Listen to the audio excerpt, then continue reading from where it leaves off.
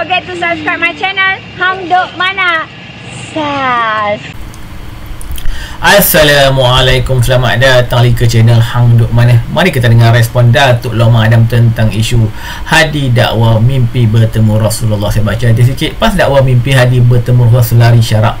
Saya baca di sikit. Ketua Kalangan Ahmad Fadli Syari berkata mimpi Presiden PAN menyeru kepada perpaduan ummah dan salah dengan tuntutan Islam. Beliau mengulas pendahan Abdul Hadi mendakwa pernah mimpi bertemu Rasulullah datang ke Masjid Rusila. Okey, mari dengar respon itu Datuk Lama Adam. Dia akan letak komen macam biasa.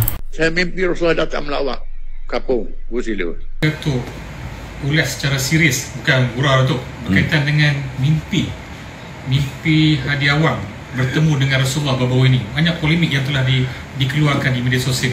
Jadi apa pandangan Datuk secara serius lah? Macam mana nak ulas Hadi Awang jumpa Rasulullah ni?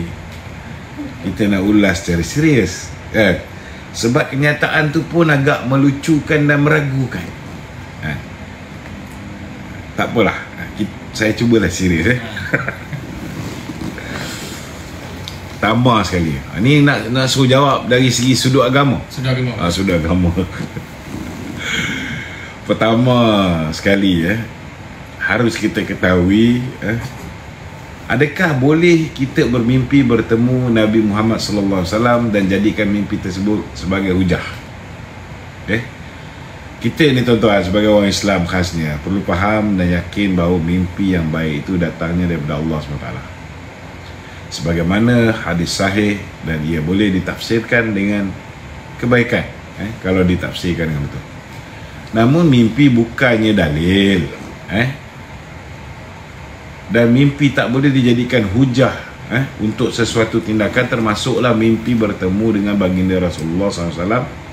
Kerana sebagaimana para ulama mujtahid boleh tersilap dalam ijtihad, maka demikianlah juga para pentafsir mimpi juga boleh tersilap. Bukan boleh suka-suka tafsir mimpi ni tuan-tuan. Saya nak berkongsi satu cerita di mana pernah seorang lelaki bertemu baginda Rasulullah SAW dan menceritakan mimpinya. Dalam masa yang sama ketika itu, Sayyidina Abu Bakar cuba mentafsirkannya, lalu Nabi Muhammad SAW bersabda, kamu betul sebahagian dan tersilap pada sebahagian yang lain. Ini hadis sahih tuan-tuan, hadis Bukhari. Boleh cek dalam kitab ni, hadis nombor 7000. Dan dalam hadis riwayat Muslim pun ada keluar, hadis nombor 2269. Bayangkanlah tuan-tuan, sekiranya Sayyidina Abu Bakar As-Siddiq pun boleh tersilap mentafsirkan mimpi yang baik, apatah lagi kalau setakat jadi ni tuan-tuan. Justru itulah mimpi tidak boleh dijadikan hujah dan dalil pada apa-apa tindakan. Apatah lagi kalau Bala Subramaniam jumpa Haji Hadi yang bertemu dengan Rasulullah. Gila. Dia jumpa Haji Hadi, jumpa Rasulullah, bukan dalam mimpi ni. Selain itu juga tuan-tuan, menurut Imam Zakarshi dalam kitab Al-Bab Al-Muhid fi usul al-fiqh, beliau berkata, yang tepat ialah mimpi tidak mensabitkan satu hukum syarak ataupun satu bukti, meskipun mimpi bertemu dengan Nabi itu benar, dan syaitan tidak boleh menyerupai Nabi. Tetapi orang yang tidur bukanlah orang yang berkelayakan untuk menyimpan dan meriwayatkan, kerana ia tidak boleh menjaganya. Selain itu juga tuan-tuan, ada pun mentafsirkan mimpi, ia harus bagi mereka yang diberikan kemahiran saja. Menurut Ibnu Abdul Albar dalam Al-Tamhid, apabila ditanya kepada Imam Malik, adakah setiap orang boleh mentafsirkan mimpi? Lalu kata beliau, adakah dengan kenabian dipermainkan? Ini merujuk kepada hadis sahih yang menjelaskan bahawa mimpi yang baik adalah satu juzuk daripada 46 juzuk kenabian. Kata Imam Malik lagi, tidak boleh mentafsirkan mimpi melainkan yang mahir tentangnya, orang yang ada kepakaran tentang mimpi.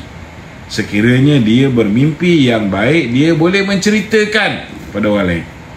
Sekiranya dia bermimpi yang tidak elok, hendaklah dia berkata baik ataupun diam saja. Jadi berkaitan dengan isu baru-baru ni, iaitu Hadi Awang kata muka Nabi hitam. Tuan-tuan, jika benar itu, biar dia sendiri bertanggungjawab dengan apa yang dia kata. Begitu jugalah bila Balas Subramaniam tadi tu, tuan-tuan, berkata beliau pernah jumpa Nabi Muhammad SAW. Bukan setakat dia nampak Haji Hadi jumpa dengan Nabi. Balas Subramaniam pun pernah jumpa. Tuan-tuan tahu tak ni Balas Subramaniam ni siapa? Balas Subramaniam ni ialah pengurusi Dewan Bukan Islam PAS. Dia kata dia pernah berjumpa dengan Nabi Muhammad SAW. Itu pun kita biarkan pemimpin PAS bertanggungjawab dengan kenyataan tersebut, sebab mereka tidak komen apa-apa pun, tuan-tuan, tentang kenyataan Balas Subramaniam ni. Okey, silakan. Okey, Datuk, apa pandangan Datuk mengenai kerjasama politik BNPH dan antara parti politik untuk PRN Sabah yang akan berlangsung tahun depan ni?